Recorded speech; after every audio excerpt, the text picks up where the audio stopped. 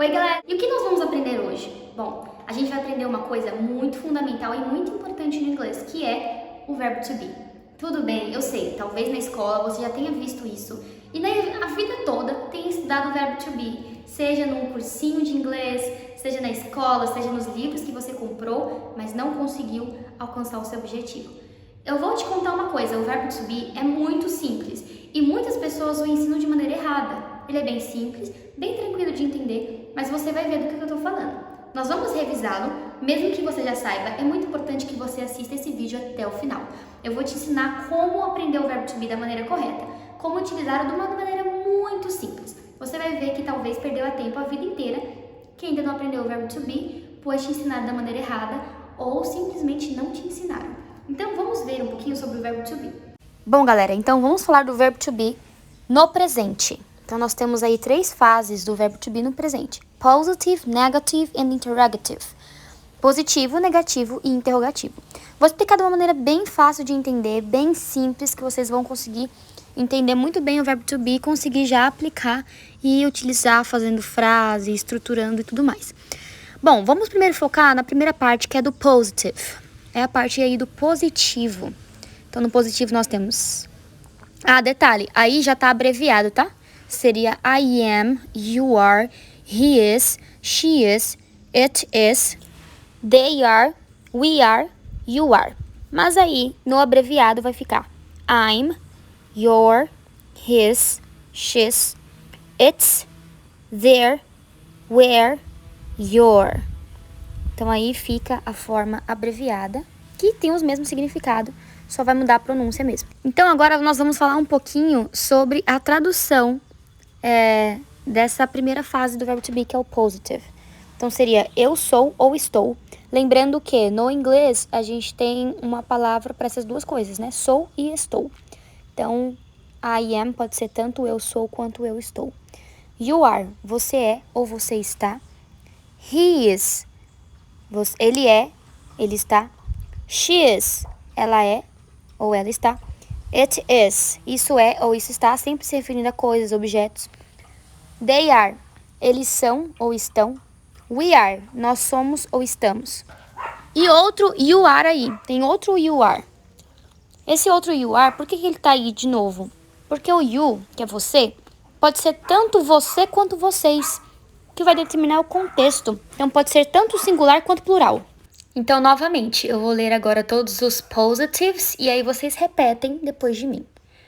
I'm, your, his, she's, it's, their, where, your.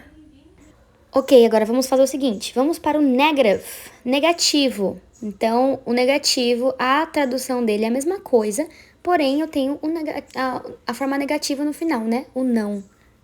Então, por exemplo, I'm not é eu não sou ou eu não estou. You aren't, você é, você não está. Lembrando que aí já tá na forma abreviada, tá? Então, vamos lá. I'm not, you're not, he's not, she's not, it is not, they are not, we are not, you are not. Agora, eu vou ler no formato abreviado, né? Li no formato completo, agora no abreviado, para vocês entenderem. I'm not, you aren't, he isn't, she isn't, it isn't, they aren't, we aren't, you aren't. Então, a tradução é a mesma e agora eu só negativei aí as frases. Bem simples de entender, né? Vocês podem ir repetindo e lerem também junto comigo para praticarem bastante a pronúncia. E vamos para o interrogative, que é a pergunta. E ele muda um pouquinho. Por que o interrogative muda? Porque agora eu vou começar com o auxiliar. Eu não vou começar com um pronome. Ou seja, as perguntas sempre vão iniciar com am, are ou is. Então, a tradução é a mesma, só o que muda é que agora está em formato interrogativo. Eu sou, eu estou, você é, você está, ele é ou ele está, enfim. Am I? Are you? Is he? Is she? Is it? Are they? Are we? Are you?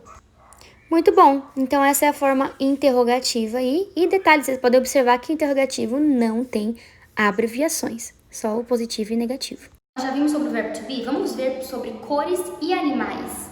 Então, tem uma infinidade de cores e uma infinidade de animais, independente do país, da língua que você fale. E no inglês não seria diferente, existem várias cores, vários animais. Mas o que eu vou fazer aqui? Eu vou separar os mais básicos, os mais utilizados, os nomes mais conhecidos, tanto de animais quanto de cores. Se você quiser se aprofundar no assunto mais pra frente, nós vamos ver ainda. Mas como estamos aqui no nível básico, a gente vai ver o básico sobre cores e animais. Vamos centrar aqui sobre isso então. Então, eu vou falando das cores e vocês vão ver aí os nomes de cada cor. Vou falar só em inglês, você pode repetir depois de mim e a tradução desta cor vai estar aí na telinha para você acompanhar.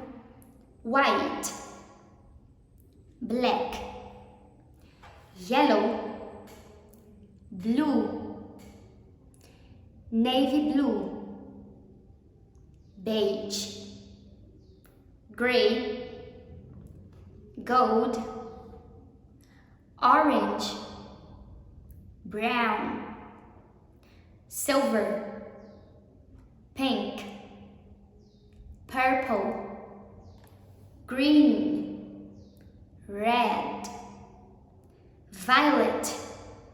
Agora nós vamos para as cores que não são tão definidas, por exemplo, quando a gente fala amarelado, rosado, esverdeado. Esse ado do finalzinho da palavra é o ish, que é algo tipo mais ou menos em torno disso. Então aqui algumas palavras de cores a gente tem, por exemplo, yellowish, que seria amarelado, bluish, grayish, orangish, brownish, purplish, reddish, whitish, greenish e pinkish. Então todos esses que tem sh no final significa que é um tom não tão determinado. Por exemplo, amarelado, rosado, esverdeado, esbranquiçado, enfim. Então todos são tons não tão definidos. E agora nós vamos ver um pouquinho sobre animais. Lembrando que se você não conseguiu gravar todas as cores, volta no vídeo, assiste de novo essa parte até você conseguir gravar a maioria das cores, tá? E vamos ver os animais aí. Então, primeiro é bird. Eu vou novamente fazer a mesma coisa. Eu vou falando o nome dos animais, vai aparecer a tradução para vocês aí. Bird, cat, chicken, cow, donkey, dog, frog, guinea pig, goose, goat, horse, hamster, monkey, mouse, owl, pig, parrot, rat, sheep, toucan, turtle. Agora insetos. Ladybug, spider, ant, butterfly, bee, caterpillar, cricket, dragonfly, firefly, housefly, mosquito, cockroach. Animais selvagens. Alligator, anteater, armadillo, bat, bear, camel, chameleon, elephant, fox, giraffe, hippo, kangaroo, lion, lizard, moose, ostrich, penguin, pelican, panther, rhino, squirrel, sloth, snake, tiger, wolf, zebra. E agora alguns sea animals, animais marinhos. Crab, dolphin, fish, octopus, penguin, sea, shark, whale. E alguns Brazilian animals, animais brasileiros. Capybara, coati, golden lion tamarin, giant anteater, jaguar, maned wolf, pink dolphin, toucan. Muito bom. Alguns nomes de animais são um pouquinho difíceis. Então, se você não conseguiu pronunciar todos, não se desanime. Assista o vídeo de novo, veja aí na telinha, vai acompanhando a tradução, como se escreve, para você gravar bem na memória e vai repetindo sempre aí para você conseguir memorizar bem e pronunciar muito bem aí as palavras. Uma sugestão de atividade para vocês fazerem, vocês podem aí com o verbo to be utilizar, fazer frases com o verbo to be utilizando os animais também, tá? Então essa é a minha sugestão de atividade que vocês podem praticar bastante o inglês, tanto o writing quanto o speaking. Você pode escrever e também falar, tá ok? Essa é a minha sugestão. Terminamos essa aula e te vejo na próxima. Tchau, tchau!